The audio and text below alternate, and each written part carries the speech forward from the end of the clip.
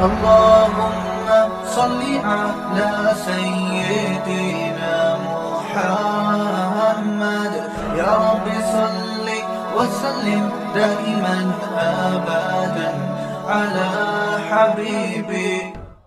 الحمد لله نحمده ونستعينه ونستغفره ونؤمن به ونتوكل عليه ونعوذ بالله من شرور أنفسنا ومن سيئات أعمالنا من يهده الله فلا مضل له ومن يضلل فلا هادي له ونشهد أن لا إله إلا الله وحده لا شريك له ونشهد أن محمدا عبده ورسوله.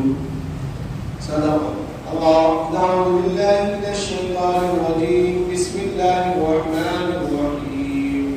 إن الذين قالوا ربنا الله ثم استقاموا تتنزل عليهم الملائكة ألا تخافوا ولا تحزنوا وابشروا بالجنة التي كنتم توعدون.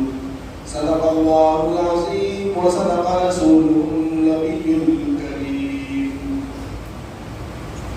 میرے بزرگوں دوستوں، انسان کی زندگی بہت سارے حالات سے گزرتی ہے. انسان کی زندگی بہت سارے حالات سے گزرتی ہے. کبھی وہ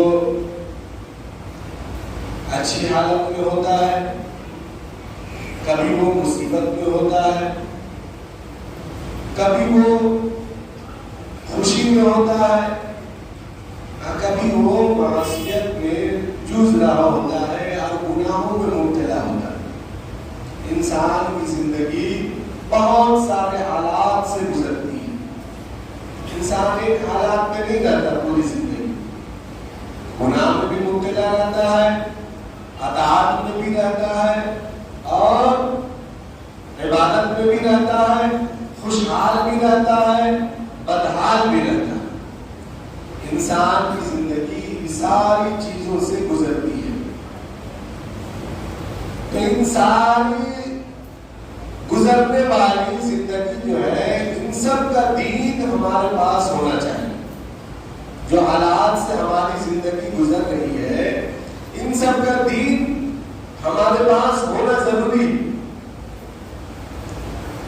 جب ہم اچھے حالات میں ہوں گے تو ہمارے پاس شکر کا دین ہونا چاہیے کہ ہم اللہ کا شکر ادا کریں کہ ہمارے حالات اچھے ہیں، ہماری صحت اچھی ہے. یہ کس نے دیا؟ تو اللہ نے عطا کی ہے.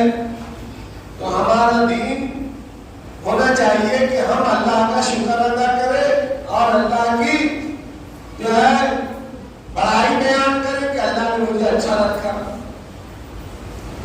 جب ہم مصیبت میں ہو تو مصیبت کا دین ہمارے پاس ہونا چاہیے کہ ہم مصیبت میں اللہ سے صبر کریں.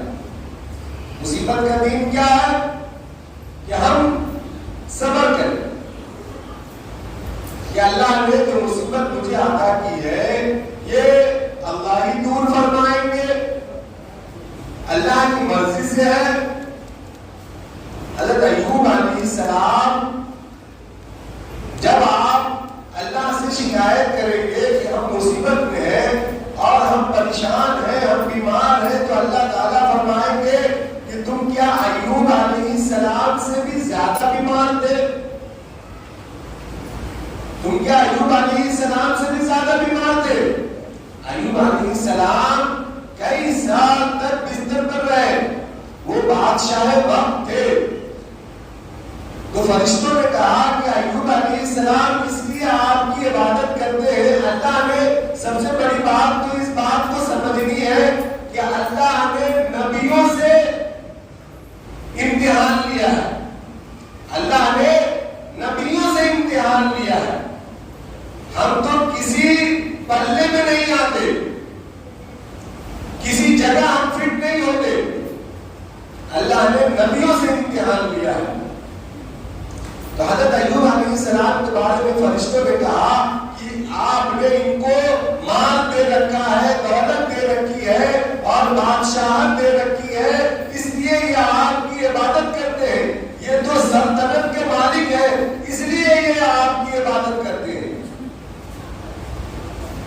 تو اللہ تعالیٰ نے ان کو ایک ایسی بیماری دے دی، ایک ایسا زخم دے دیا جس میں ان کی پوری سلطنت برباد ہو گئی، پوری سلطنت ختم ہو گئی۔ یہاں تک کہ کتابوں میں آتا ہے کہ ان کی جو اہلیہ تھی وہ ان کا بال بہت خوبصورت تھا، تو وہ اپنا بال کاٹ کاٹ کر بیچا کرتی تھی بازار میں، اس سے ان کا گھر چلتا تھا۔ یہ نبی ہے حضرت ایوب علیہ السلام۔ آپ کتابوں کو پڑھا کریں، آپ دین سے دور ہیں، آپ کو ہر چیز کی شان معلوم ہے۔ آج کوئی ایکٹر ہو یا کوئی کھلاڑی ہو، آپ اس کی شان جانتے ہیں، آپ اس کے واقعات کو پڑھتے ہیں، آپ اس کو سنتے ہیں کہ یہ بچپن میں غریب تھا، اس نے غربت میں زندگی گزاری، اس کا باپ فقیر تھا، اور یہ آج اتنا بڑا کھلاڑی ہو گیا کہ آج جو ہے اس کے پاس اتنا سارا کچھ ہے۔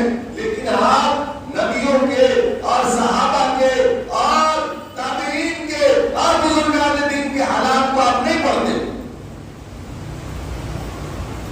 یہ آپ کے اندر ہمارے اندر کمی ہے کہ ہم ان کے شان کو نہیں پڑھتے، ہم انسانوں کے شان کو پڑھتے ہیں۔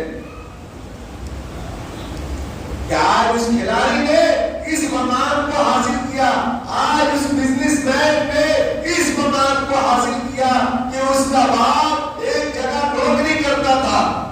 ہم اس کی شان کو پڑھتے ہیں، ہم اس کی شان کو سنتے ہیں، ہم کہیں موبائل میں یا کہیں پر ہم کھڑے ہیں تو ہم اس کی شان کو سنتے ہیں،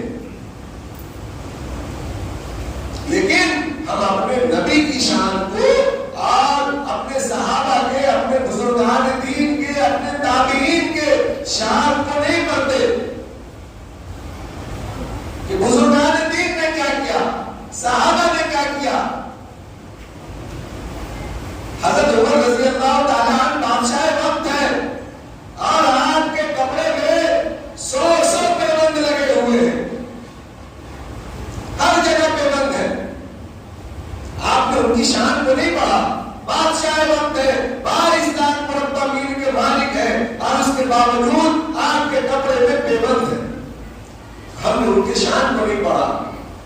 ان کی شان کیا ہے کہ آپ اپنے نوکر کے ساتھ چل رہے ہیں اونٹ لے کر، تو آپ نے فرمایا کہ تھوڑی دیر تم اونٹ کا لگام پکڑنا، میں بیٹھوں گا، اور تھوڑی دیر میں پکڑوں گا اور تم بیٹھنا۔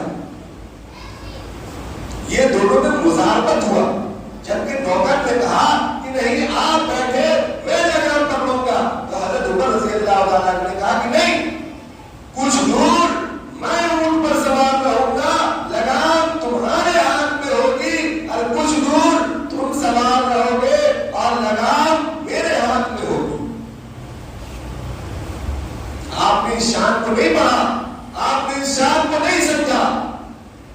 جب جہاں جا رہے تھے، جس بادشاہ کے پاس جا رہے تھے، جس ملک میں جا رہے تھے، جب وہاں داخل ہوتے ہیں تو غلام بیٹھا ہوتا ہے اونٹ کے اوپر، اور عمر رضی اللہ تعالیٰ عنہ کے ہاتھ میں لگام ہوتا ہے۔ شان دیکھیے، آپ نے صحابہ کے شان کو نہیں پڑھا، اس لیے آپ سے دین نکلتا جا رہا ہے۔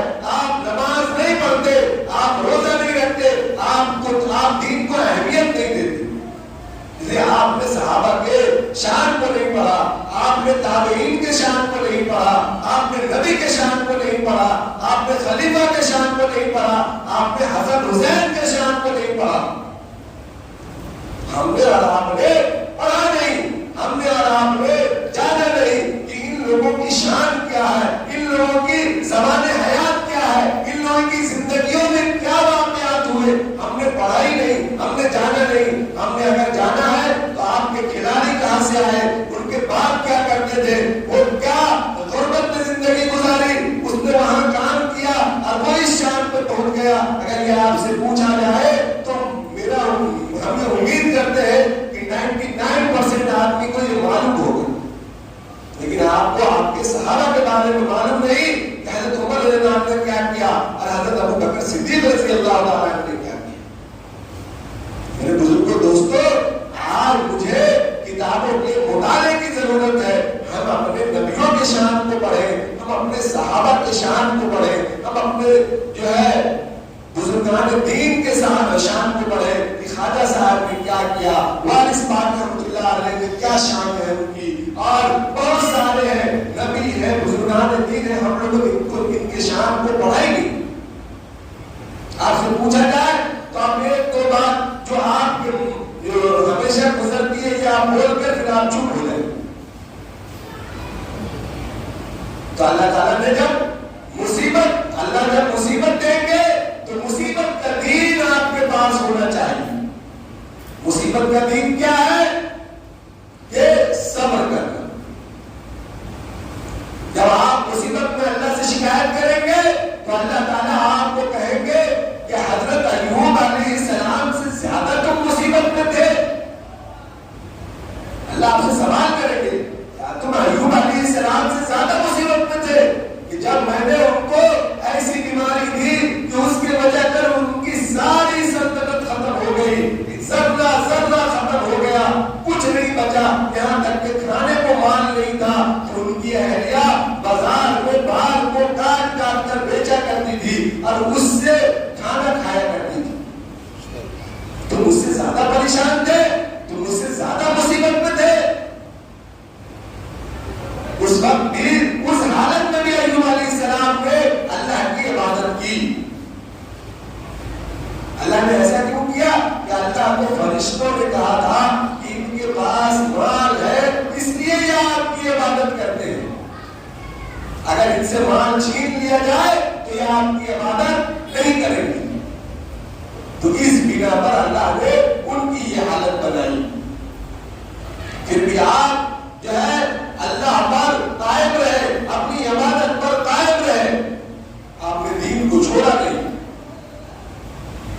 یہاں تک کہ کتابوں میں بات آتی ہے کہ زخم سے جب کوئی کیڑا باہر گر جاتا تو آپ اسے اٹھا کر اپنے زخم میں رکھ دیتے، بولتے کہ تمہارا کھانا اللہ نے یہاں رکھا ہے، اور بہت شدید تکلیف ہوتی ان کو جب وہ کیڑا کو باہر سے اٹھا کر زخم میں رکھتے تو بہت شدید اس تکلیف کا بیان نہ کتاب کر سکتا ہے، نہ ہم کر سکتے، نہ آپ کر سکتے، جو تکلیف ایوب علیہ السلام کو ہوتی تھی۔ پھر بھی آپ دین پر قائم رہے۔ آج ہم مصیبتوں میں اللہ سے پتہ نہیں کیا کیا کہتے تھے، اور سب سے پہلے اگر کوئی چھوٹتا ہے تو اللہ چھوٹتا ہے۔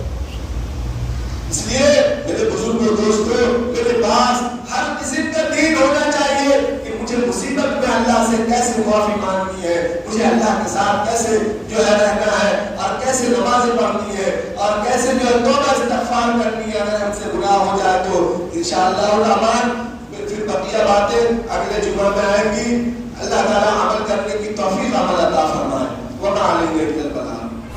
اللهم صل على سيدنا محمد يا رب صل وسلم دائما أبدا على حبيبي